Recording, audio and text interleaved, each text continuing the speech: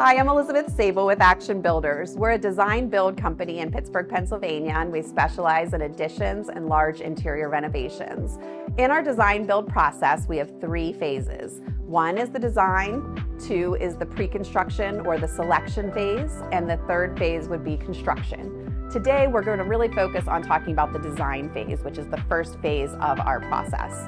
When a homeowner reaches out to us and requests an initial consultation, we will meet with them at the house and walk through the space, and usually they have some ideas of what they're looking for, but they don't always have an exact idea of the finalized design, or they know what they need out of the space and they're not sure how to achieve it. That's where Action Builders will come in, and so we will walk through the space, spitball some ideas with you, but then after that consultation, we try to give you an idea of what a ballpark range would be for that project. It's truly a budgetary cost. It's our best guess where we think the project's going to fall based on our consultation with you.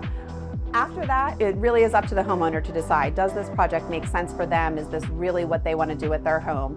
And once they're ready to commit to this project, that's where our design agreement comes in. We have a design agreement that we would request you to sign, and once we receive that back from you, that's really where our design phase gets started. We're able to then send our draftsman into the house and do 3 to 4 hour measure of the house top to bottom. We document the structure, we document the mechanicals, everything of the existing conditions, so we know what we're working with, so then when we really start designing your project, we can field those potential problems or issues that may occur. We've already researched it and we can already be thinking about those things before construction starts.